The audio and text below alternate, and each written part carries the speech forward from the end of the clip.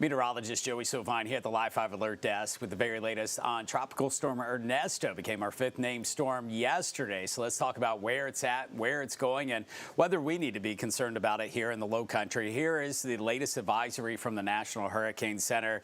So here it is, Tuesday, August 13th, 8 o'clock advisory in on a storm that is slowly gaining strength as it crosses the Leeward Islands right over top of Guadalupe this morning, headed towards places like the Virgin Islands and Puerto Rico later today. This is in a strengthening phase. We do expect it to grow a little bit stronger between now and by the time it heads over the Virgin Islands and Puerto Rico. That will happen tonight, but it's moving at a really quick clip, which is good news because that means it doesn't have a lot of time to strengthen as it crosses through those islands. Now, it is forecast to strengthen up to about a 60-mile-per-hour tropical storm as it passes over the Virgin Islands and Puerto Rico, and then it is likely to become a hurricane, but not until after it starts to pull away from those islands. So as this starts to turn to the northwest and then eventually to the north, feeling the influence of a couple of troughs of low pressures, essentially weaknesses in the atmosphere that will draw it northward,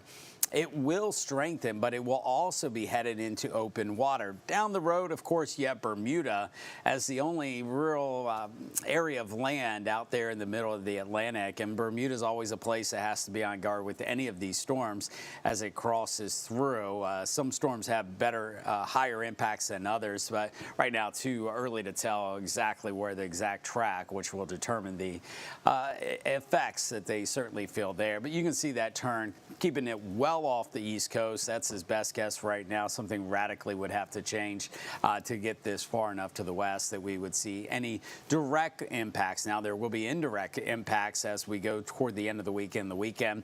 Anytime you have a strong storm out over the open Atlantic, waves propagate out from the center of these storms, and eventually those waves keep going until they bump up against land. Where does that occur? Well, up and down the eastern seaboard at our beaches. So what will happen is as we go toward the end of the week and the weekend, we'll start to get some extra wave energy. The waves will be just a little bit higher, but that creates a natural tug, a little bit more force toward the beach and then a little bit more force back toward the ocean.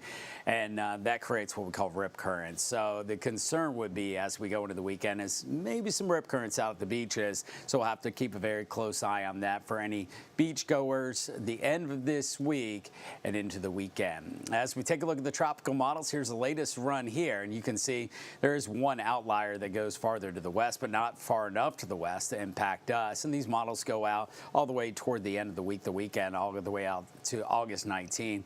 You can see how tightly clustered they are on the right side there. So we take out that outlier there and just kind of hone in on this idea that this turns right over top of Puerto Rico and the Virgin Islands and then heads northward with time and then eventually goes out to sea. So on this trajectory, on this path, it looks like what it will eventually be Hurricane Ernesto, which could become a major hurricane down the road, is not likely to have direct impacts here.